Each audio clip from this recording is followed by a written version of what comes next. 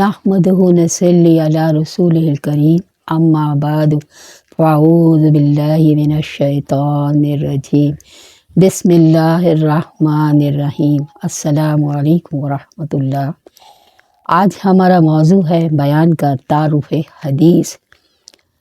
हदीस के माने मुतलक़न बात के हैं, ख्वाह वो कोई बात हो, लेकिन शरई इस्तिलाह में हदीस का लफ्ज़ रसूल अकरम सल्लल्लाहु अलैहि वसल्लम के कौल, फ़ेल और तकरीर के लिए बोला जाता है। कौल रसूल सल्लल्लाहु अलैहि वसल्लम हर वो बात कौल रसूल सल्लल्लाहु अलैहि वसल्लम है जो हुज़ूर सल्लल्लाहु अलैहि वसल्लम ने अपनी ज़बान मुबारक से इरशाद फरमाई। फ़ेल रसूल सल्लल्लाहु अलैहि वसल्लम हर वो काम फ़ेल रसूल सल्लल्लाहु अलैहि वसल्लम है जो हुज़ूर ने किया। तकरीर रसूल सल्लल्लाहु अलैहि वसल्लम इससे मुराद हर वो काम है जो हुज़ूर सल्लल्लाहु अलैहि वसल्लम के सामने किया गया और आपने उसे मना नहीं फरमाया, और हर वो बात भी तकरीर रसूल सल्लल्लाहु अलैहि वसल्लम है जो हुज़ूर सल्लल्लाहु अलैहि वसल्लम के सामने कही गई और आपने सुनकर सुकूत फरमाया। ये तीनों उमूर हदीस में शामिल हैं। इसके अलावा सहाबा कराम रज़ी अल्लाह के वो सारे बयानात भी हदीस ही कहलाते हैं जिनमें हुज़ूर सल्लल्लाहु अलैहि वसल्लम की सिफ़ात मुबारका और सीरत तैयबा का तज़किरा किया गया हो। सुन्नत के माने तरीक़े और रास्ते के हैं, ख्वाह वो अच्छा हो या बुरा। चूँकि एक हदीस में है कि जिसने कोई अच्छी सुन्नत कायम की इसको ख़ुद अपने अमल का भी अज्र मिलेगा और क़यामत तक इस सुन्नत की पैरवी करने वाले के अमल का भी, और इनके अज्रों में कुछ कमी नहीं की जाएगी। मुस्लिम की रिवायत। शरीयत में आप सल्लल्लाहु अलैहि वसल्लम के सुकूत को आप सल्लल्लाहु अलैहि वसल्लम की इजाज़त समझा जाता है। शरई इस्तिलाह में सुन्नत से मुराद रसूल अकरम सल्लल्लाहु अलैहि वसल्लम का वो साबित शुदा और वो मालूम शुदा तरीक़ा है जिस पर हुज़ूर सल्लल्लाहु अलैहि वसल्लम ने बिल इत्तिज़ाम या बिला इत्तिज़ाम अमल किया हो, जिसके आम तौर पर आप सल्लल्लाहु अलैहि वसल्लम पाबंद रहे हों। हदीस और सुन्नत का फ़र्क क्या है? हदीस और सुन्नत की मदरजबाला तारीफ़ात से ये वाज़ेह हो जाता है कि सुन्नत सिर्फ़ रसूलुल्लाह सल्लल्लाहु अलैहि वसल्लम के आफ़ाल व अमाल तक महदूद है, जबकि हदीस में अक़वाल, आमाल और अहवाल सभी कुछ शामिल है। इस तरह सुन्नत का दायरा महदूद है और हदीस का वसी। हदीस और सुन्नत की शरई हैसियत क्या है? हर शख्स समझ सकता है कि अल्लाह ताला को अपना माबूद मान लेने के बाद इसकी फरमाबरदारी ज़रूरी हो जाती है। ये कैसे मुमकिन है कि ईमान तो हो मगर वो अपने अंदर किसी तरह की अताअत का मुतालबा न करता हो। इसी तरह हुज़ूर सल्लल्लाहु अलैहि वसल्लम को रसूल मान लेने के बाद आप सल्लल्लाहु अलैहि वसल्लम के हर कौल और अमल को रिज़ा इलाही की यकीनी और वाहिद कुली पाबंद न करना आखिर कैसे मुमकिन है? रसूल पर ईमान अपने अंदर रसूल सल्लल्लाहु अलैहि वसल्लम की इताअत और इत्तिबा का मुतालबा लाज़मन रखता है। ये अक्ल आम का फ़ैसला है और यही फ़ैसला कुरान भी देता है। लक़द मन्नल्लाहु अलल मुमिनीना इज़ बअस फ़ीहिम रसूलन मिन अनफुसिहिम यतलू अलैहिम आयातिही व युज़क्कीहिम व युअल्लिमुहुमुल किताब वल हिकमा। अल्लाह ने मोमिनों पर एहसान किया है कि इन्हीं में से इसने एक रसूल भेजा जो इन पर इसकी आयत को तिलावत करता है और उनका तज़किया करता है और इन्हें किताब और हिकमत की तालीम देता है। सूरह आले इमरान 164।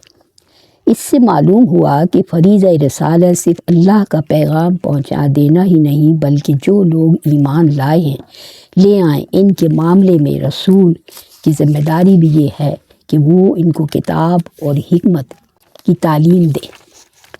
ज़ाहिर है कि तालीम कौल से भी दी जाती है, अमल से भी और कभी दोनों से। यही तालीम किताब और हिकमत है। جو حدیث و سنت کے نام سے مشہور ہے۔ رسول کریم صلی اللہ علیہ وآلہ وسلم کی اپنے قول و عمل سے بیان کردہ تشریح اور توضیح کو ہٹا کر محض اپنی عقل و فکر سے قرآن کا کوئی مفہوم متعین کیا جائے تو اس کے بارے میں یہ ضمانت نہیں دی جا سکتی کہ وہ یقیناً اللہ تعالیٰ کے منشا کے مطابق ہے۔ لیکن رسول صلی اللہ علیہ وسلم کے بیان کردہ قرآنی مفہوم کے متعلق ایک لمحے کے لیے بھی یہ شبہ نہیں کیا جا سکتا کہ وہ اللہ تعالیٰ کے منشے کے مطابق نہیں۔ یہی وجہ ہے کہ خود قرآن نے رسول کریم صلی اللہ علیہ وسلم کی اطاعت کو اللہ کی اطاعت قرار دیا۔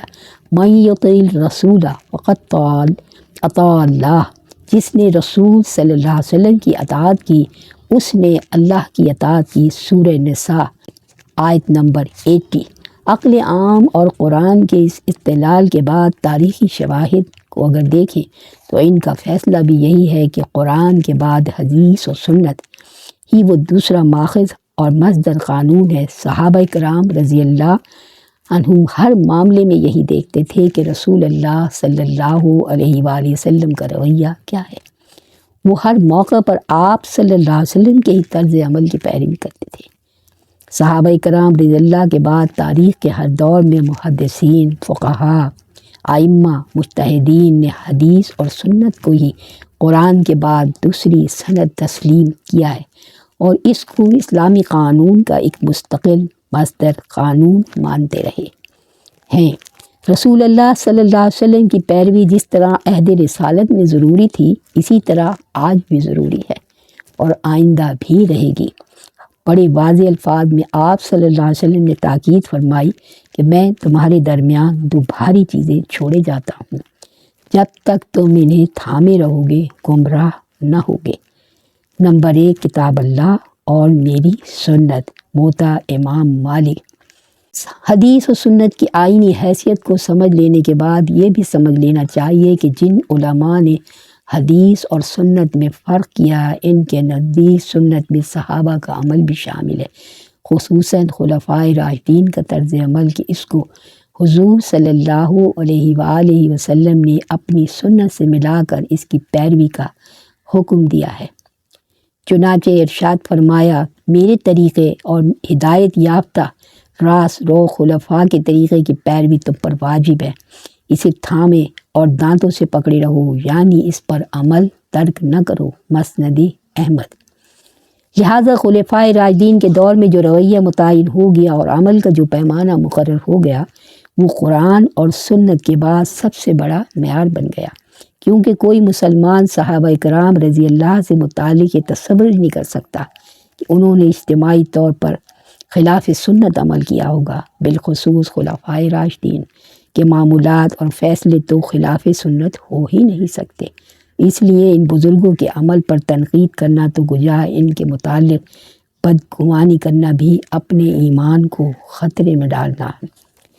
اللہ تعالیٰ سے دعا ہے کہ اللہ تعالیٰ ہمیں قرآن پر، حضور علیہ السلام کی مبارک سنتوں پر عمل کرنے کی، سیکھنے کی، سمجھنے کی، ان کو عام کرنے کی توفیق عطا فرمائے کہ ہماری زندگیوں میں بابرکت ہو جائیں اور ہم قرآن و حدیث کے قرآن کو سمجھ کر پڑھنے، سنت پر عمل کرنے کے پابند ہو جائیں اور اللہ ہم سب کو ایک اچھا کامل مومن مسلمان بنا دے۔ وما علینا الا البلاغ۔